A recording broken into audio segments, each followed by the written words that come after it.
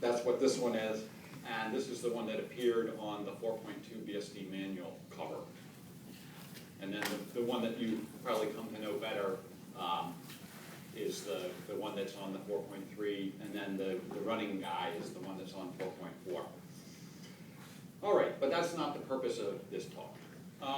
Today what I want to talk about is Superpages, in particular how they're used in FreeBSD. Now, we are actually quite fortunate that Alan Cox, who's the person that actually wrote the code and rarely travels due to the difficulty of doing that, is actually here at the conference. So if you want to drill down and find out how it really works, he is the person that you should be talking to. Okay, that said, I'm going to start out with a little tutorial, a one-page tutorial, one-slide tutorial, on how memory management units work. Because if I start throwing around TLB and you have no idea what a memory management unit is, you'll be completely lost. So the basic game is that virtual addresses are being presented by the application, and the hardware somehow has to figure out where that actually lives in physical memory. And the role of doing that job is the MMU, Memory Management Unit. Now this is a very simplified version. I show what's called a single-level page table here. And with a single-level page table, the memory management unit takes this virtual address that's coming in, and assuming we have, let's say, 4K pages there, that means that the low 12 bits of the address are really just an offset into a page. So it takes the remaining bits to the left of those and uses that as an index into this page table. So the software sets up the page table, and it's got one entry for each page. So the 0th page there says, all right, if you get a virtual address that's somewhere in the first page, essentially, of the address space, then you come here, and it says, well, that virtual page actually lives over in this physical page in memory. And then we use the low bits to offset into there to actually get the data that you want out of that page. And now if you come along and you need something that's on the first page, then we index in there, and we find out that it's this other location. Okay, so what that really means is, since that page table lives in physical memory, is that every virtual address that you present actually requires two memory lookups. First, we have to look up in the page table to find out where the offset, or where the page is, and then we have to go get the actual data that you want. And it's worse than that, because if you think about big address spaces, you can't really just have a single linear array, so there's multiple levels of pages. They call them page tables and segment tables and et cetera. And they can get like 4 or 5 levels deep. Okay, so in fact, you may have to do several levels of indirection through page tables before you can finally find out where the pages that you want, where you can finally go get the data that you need.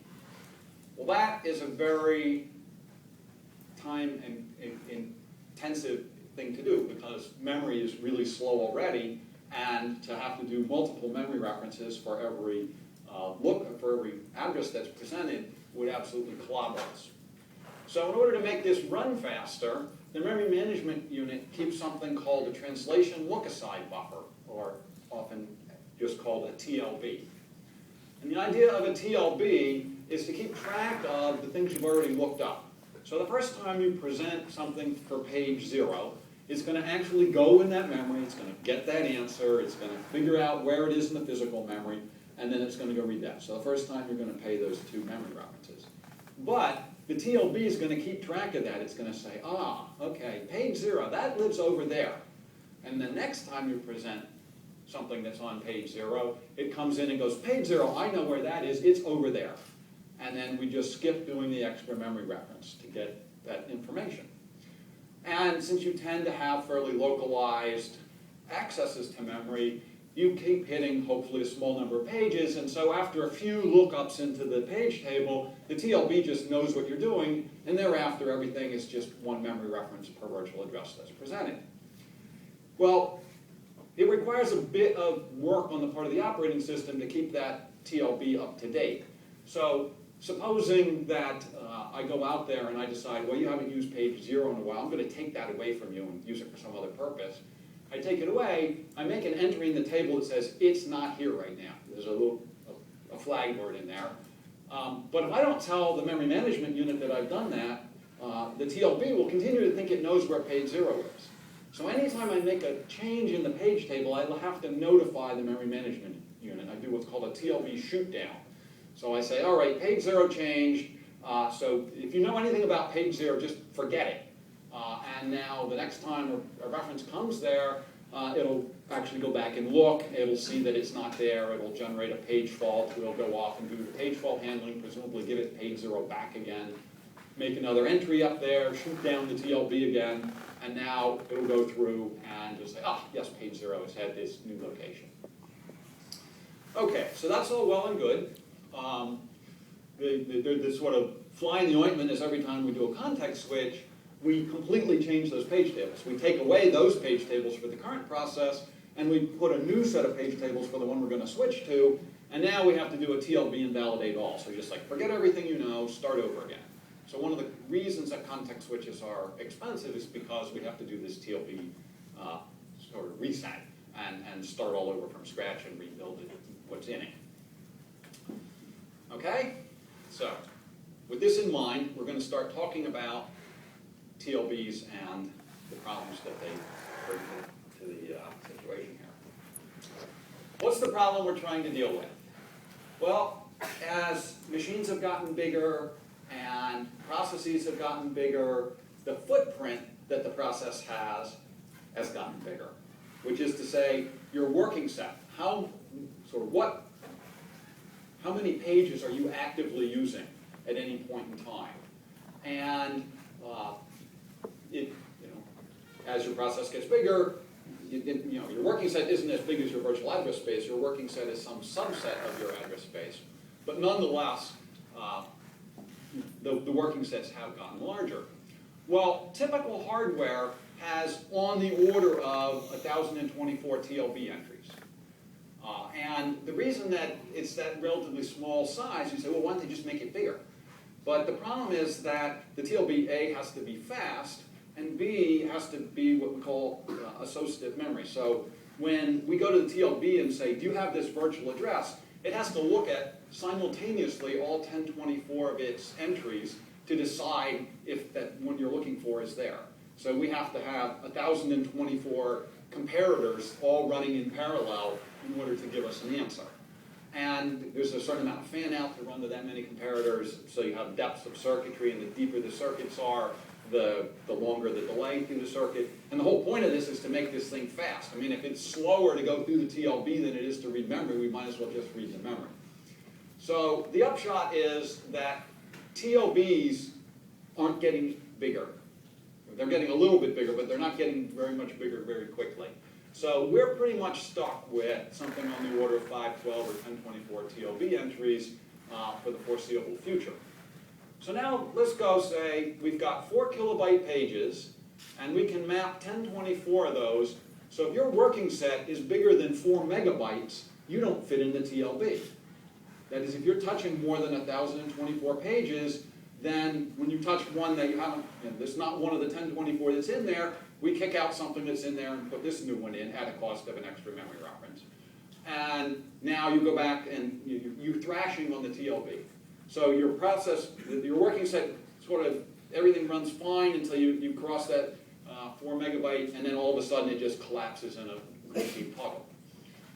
Okay, so how are we going to deal with this problem? We can't make the TLB bigger, or we can't. The hardware manufacturers aren't making it bigger. The page size is, maybe if we doubled the page size, we'd get to 8 megabytes, but that's still not really solving the problem for the size of programs that are being run today. So the solution to this is something called Superpages.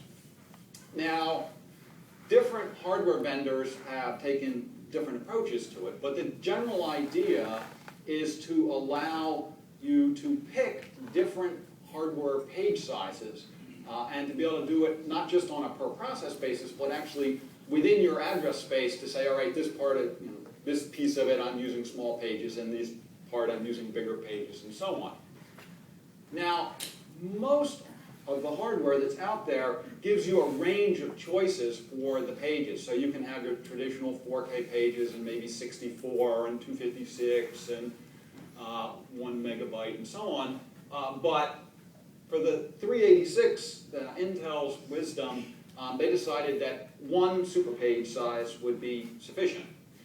So if you're running on sort of the older processors that don't have the physical address extension, i.e. the ability to access more than 4 gigabytes of memory, physical memory, then you have a 4 megabyte superpage. So your choice is you can have a 4 kilobyte page or a 4 megabyte page. And if you're running on the newer processors that can access more than 4 gigabytes of physical memory, i.e. they have PAE, then it's a 2 megabyte is your alternate choice. Okay, so the address space can have a mix of regular and super pages. The addresses have to be aligned to page size boundaries. So if you've got 2 megabyte pages, then you've got 2 megabyte boundaries between pages, just as you do with regular size pages. And the payoff that we're getting here is that when you are using these larger pages, then for your 1024 TLB entries, you can now reference to gigabytes as opposed to 4 megabytes. Or in the case of the 4 megabyte page, then you get 4 gigabytes. The point is that when we go to the super pages, we can avoid thrashing in the TLB. Okay, now it's important to keep in mind the problem that we are trying to avoid is thrashing the TLB. And the cost of thrashing the TLB is some extra memory references. When you start looking at the algorithms that we're going to use for deciding when to use super pages, they seem really conservative. But they're conservative relative to the fact that we want to avoid doing big memory-to-memory copies. We want to avoid doing extra I/O because it doesn't take very many extra memory-to-memory copies or extra I/O to completely wipe out any savings you're going to get from avoiding misses in the TLB. So you got to be very careful when you use super pages that you don't add other overhead. All right. So how do we decide that we're going to actually use super pages? Well, one of the things that you learn very early on as a developer of operating systems is that it cannot require the users to do something. The users can't say, oh, please use super pages for this application, because the fact of the matter is the users that should be doing it won't, and the ones that think that having super pages for LS is a good idea will be the ones that will set that request. So the point is that if at all possible, you want it to be something where you just analyze the applications, the processes that are running, and decide, this one, it looks like a sensible thing to be using super pages for, so let's go ahead and try and do that. Okay, so when you're running in FreeBSD, super pages is sort of happening, and if it's appropriate for your application to be using them, then they're going to get them. All right, so you may not say, why do I care? Well, you should still know what's going on. It's good for you. Okay, so how do we decide that we are going to use a super page? Well, as usual, we don't a priori really know exactly what your application is going to be doing, and so we need to sort of figure it out as we go along. So the first decision point comes when you map in the region and now you start taking a page fault. When we do the first page fault, we have to decide, all right, how are we going to service this? One choice is we can give you a 4K page. The other choice is we can give you a super page. Well, we don't really know necessarily what you're going to do, but we get some hints. So the first thing that we'll do is we'll say, all right, well, what exactly, what is this piece of your program doing? And when I say piece of the program, what I really mean is your program is made up of a bunch of objects. So one object is the text of your program. Another object is the initialized data of your program. Another one is the uninitialized data and heap for your program. Another one is the stack for your program. There's all these other things like loadable libraries and files that you may map in and so on. So we're making a decision on each object, on the first fault for each object within your program. Okay, anonymous memory is something like your stack or your heap or something of that ilk. And anonymous memory may be small when we first look at it. So for example, your stack is probably not very big, and it may be that when you do a subroutine call that you're going to then allocate the array of 1 million double precision floating point numbers and suddenly need 8 megabytes of memory. So for anonymous memory, we'll say, okay, we'll consider that you're a candidate for a superpage. The other thing is if you map a file in. Well, we look at the file. Files don't tend to change much in size, particularly once they've been mapped into memory. And so we just look at the size of the thing the file you've mapped into memory and say, all right, how big is this? Is your text the size of a superpage? If it is, then it's a potential candidate for a superpage. On the other hand, if it's the thing you've mapped in is less than the size of a superpage, it's unlikely that it's ever going to be big enough to qualify for a superpage. All right. Now, just because we decide that you are a potential candidate for a superpage doesn't mean we just immediately give it to you. First of all, there's a limited number of these in the system, and secondly, we need to see that that's something you're really going to do. So what we do instead is we give you what we call a superpage reservation. We say, all right, looks like your stack here is a candidate potentially for a superpage. So we're going to give you a reservation. We've got this superpage over here, but what we're going to do is just give you the actual 4K page out of that superpage that is wherever it is that you faulted. And then one of the other things we're going to do is we're going to look and see how that object is aligned in your virtual memory relative to this superpage. So people don't conveniently always map everything right on superpage boundaries. It might be that we're mapping this particular file in, and there's sort of half a superpage worth of stuff, and then there's several potential superpages that follow it. And so the offset to the beginning of the first superpage in that object may not be 0, it may be some amount. We refer to that as its color, not to be confused with the previous color stuff that we had in earlier versions of FreeBSD. And the reason that this is important is if somebody else maps, some other application maps that same file, we want to set it up with the same alignment, because if they align in their virtual address space differently, then we're not going to be able to share the superpages between them. Potentially we would have to do copying to get the necessary alignment, and copying is an absolute no-no. You copy 2 megabytes or 4 megabytes, you wiped out an awful lot of TLB misses. So we're just going to make sure we don't do that. On the initial alignment, we note the coloring. Now if someone else comes and wants to map that file, we use this color to decide how to lay that out in their address space, assuming they give us the choice, which they usually do. Most people, when they do a PMAP, they just put it, I don't care where you put it, just put it somewhere in my address space. We'll say, okay, well someone else already has it with this alignment. We're going to drop it in your address space with the same alignment so that if it gets promoted to superpages, we'll be able to share them. Okay, and then for each superpage, we have what we call a population map, which is to keep track of how much of that superpage you actually have faulted in.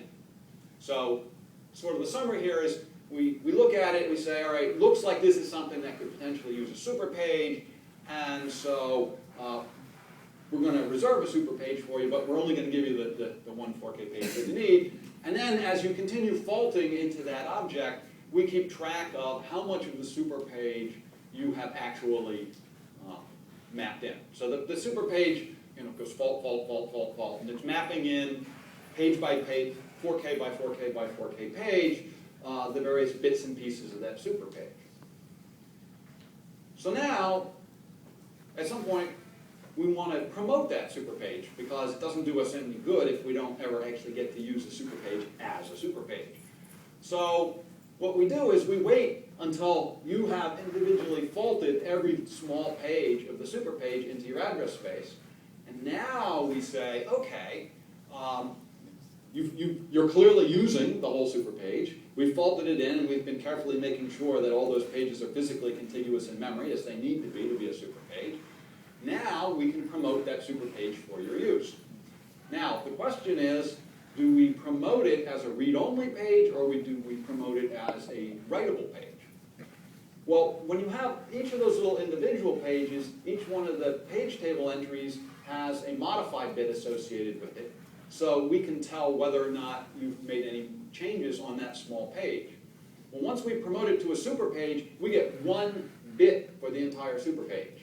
So all we know is somewhere within that 2 megabytes, you wrote a byte or so. And what that means is that if we promoted it read-write, and then you only wrote, you did sort of a worst-case scenario. You had 10 super pages, and you wrote 1 byte in each of the 10 super pages, and now we needed to flush it. We'd have to write all of that data out to disk because we wouldn't know where the 10 small pages were that you made that modification to. And see my earlier comment, writing all that out to disk just completely wiped out anything that we saved from TLB misses. So when we do the promotion, unless you've modified every single one of those small 4K pages within your super page, we promote it to read-only. And so now you have the super page, it's read-only. If you then touch it again, then we put you back to small pages until you go through and modify every page in it. Once you've done that, then we say, okay, fine. You're clearly modifying, a lot of stuff in here. Therefore, we're willing to promote it, even though we lose the fact of exactly where you're doing it. This actually works better than you might initially think, because what typically happens is a super page is either something like the text, and those of you that run Emacs, that takes 50 super pages just to get the executable into memory. You're not modifying that because you're not generally setting breakpoints or doing other weird stuff like that in it, and so a read-only super page is ideal for you. Or you're something like matrix multiplication thingy, and so you just go in and you're constantly, you're just modifying everything all over the place, in which case a read-write super page is, again, a sensible thing to have here. Okay, again, the key takeaway here is that we cannot be having to write the entire super page just because something tiny has been changed on. All right. So, we've got this, we've figured out how we're going to reserve the super pages, we figured out how to promote them to be super pages. There's just one last little teeny-weeny problem that we have to deal with, and that is that a super page, by definition, requires contiguous chunks of memory. And if we're in the mode of handing out 4K here and 4K there and 4K other places, then we pretty soon aren't going to have any contiguous chunks of memory anywhere. So how are we going to try and ensure that we have these big chunks of physical memory? And in order to do that, we need to have a way of continuously coalescing these pages as they come back to us so that we will be able to eventually put the little pieces back together and get the big pieces. This always appealed to me because I have the same problem with file systems. It's just not on quite the same speed with which you have to do it with paging. All right, as a side note here, the kernel is given super pages from the get-go, and that's what I mean by that is that when the kernel gets loaded into memory initially, all of the kernel's text, the initialized data area, the uninitialized data area are all dropped into super page area. Thereafter, when it's running and allocating memory in its heap and so on, or loading kernel modules or whatever, it runs under the same schema that I've just been describing. But the initial kernel load just gets to super page right away. Okay, that's why all of those of you that don't use those nasty loadable modules, you just compiled the world's giant generic kernel. At least all your text is in a super page instead of all these little pages. Okay, so historically, I was going to put in the thing that shows all the different kinds of ways that we manage pages, but I decided that was probably more than I had time to go through. So we have, let's just say, pages that are active in one way or another. They're either being used for paging or they're part of the so-called buffer cache, etc., or they were free. And we tried to keep the size of the free list fairly small. In preference, if there was extra memory lying around, we would let it be used by the file systems to keep the pages of recently accessed files around. Well, if you have only a small free list, it's very hard to get enough pages to coalesce them all together and get super pages.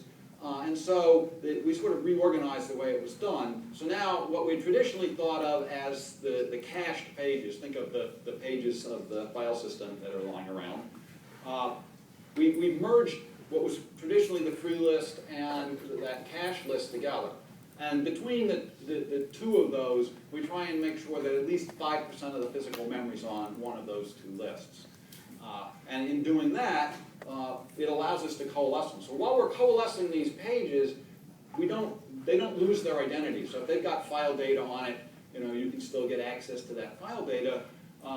But once we pull one of these things together and we actually decide, all right, we're going to use it, then is when we go through and invalidate the cache entry so that we can actually give it to you. All right, so we have these things called buddy lists. And buddy lists work sort of the way you would think. As pages come in, they get sort of, the pages that are next to each other end up together on the buddy lists. And so the buddy lists keep track of different things. So we have sort of, sets of small numbers of pages, and then it's sort of like powers of 2, So we got 4 pages together, and 8 pages together, and 16 pages together, and so on. And we sort of promote it up. And this actually works well, especially on the hardware where you can have multiple different super page sizes, because that gives you better granularity in being able to go out and pick off a particular size that's sort of most appropriate for you. On things like the 386, it has to get all the way up to the sort of the biggest bucket size before we can actually use it. Okay, so we have sort of 2 sets of these buddy lists. You can sort of think of it as one, which is what was sort of traditionally the free, and the other one, which was the cache. But even that's a bit on the muddled side. So if you just really think of it as a set of these things, and as the pages become available to us, we're aggregating them together. And then if somebody just needs a single page, we'll try and give them something that's not like the last page that would make up a super page. Rather, we'll give them something that is just sort of down in the rubble. So if you just always have the rubble pile and you need small pages, you pull it out of the rubble pile, and you try and keep the things that are getting bigger together. All right, now, at the moment, the page out daemon remains completely unchanged. So for those of you that have been through my lecture on how the page out daemon works, it's completely unaware of the fact that we're doing anything with super pages. It just decides, oh, this active should move to inactive, and this inactive should move to cache. And if we go to it and say, hey, we need some more stuff on the cache list, it just uses its usual algorithm to pull things off of inactive. It's not aware of the fact that certain pages might be more useful to us than others. And even just doing that, we still manage to aggregate super pages in fairly effective fashion. We could change the paging daemon to say, if you could just get me that page right there, that's the last coupon I need to put in my little book here to get a super page. But the problem is that page might be active, let's say. And so we have to take it away from that process, which would almost certainly fold it in. It would, of course, get a different page, but now we've paid a page out and a page in, and again, see earlier comments about what we're trying to save here. So instead, or if we were to pull a cache page out, we're going to lose the identity of a file page just to make a super page, and if someone reads that file again soon, again, we have to read it back in. So for all these reasons, although Alan tells me he actually did a little sort of prototype of modifying the page daemon slightly, a little bit leery about actually putting that in because it's not clear what the impact would be on the running system. So it should become evident now, as I've been going through here, how really conservative the whole thing is to avoid generating extra I/O or losing information that would cause us to have to do larger than expected I/Os or whatever, because even though the gain that you get from super pages is pretty dramatic, as you'll see on the next slide, nonetheless, it's really easy to lose that, especially when you're in an environment where you're not in a constrained thing where you say, oh, well, I'm only going to use super pages on things where I clearly know it's going to win. So the upshot is that we could be more effective at coalescing these pages it would give us the opportunity to have more Superpages, because what ends up happening is we can just have none. Something comes along that looks like it would be good for a Superpage reservation, but we can't really do it. We can actually revoke a Superpage reservation if you're not really showing that you're using it, and give it to someone else that looks more deserving, but modulo that, it would just be nice, if we had more Superpages, we could presumably do more good stuff. Okay, so what's the performance of this? There's a paper that appeared in the 5th Usenix OSDI, the Operating System Design and Implementation Conference, that was now, almost 10 years ago. If you really want to understand how the Superpages work, and particularly what the effect is of having a range of page sizes available, it's a nice light read. Well, it's interesting. Okay, so they ran a whole goggle of benchmarks, and I just picked and chose through them to give you some examples. So this is some of the benchmarks.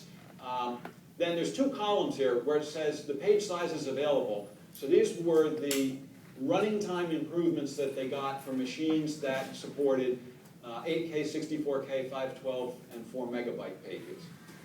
And then this is the same thing where the only Superpage size available was 4 megabytes. Okay, so as you can see, something like SpecInt, you get about an 11% running time improvement if you've got a range of pages, and what you'll typically see is about half that if you only have giant pages available. Some of them are really dramatic, like the matrix transposition, because it has a working set that is just sort of continuously going round and round. So without Superpages, you're essentially taking a TLB miss on every memory reference, and with them, you never take a TLB miss after the first time through. So it goes 6.5 times faster or something. And even with only the 4 megabyte available, it still gets a huge thing. So you say, okay, fine, you've put up all the ones that look good. How about the ones that don't look good? Well, in the entire list, and there's probably 25 different things, there was one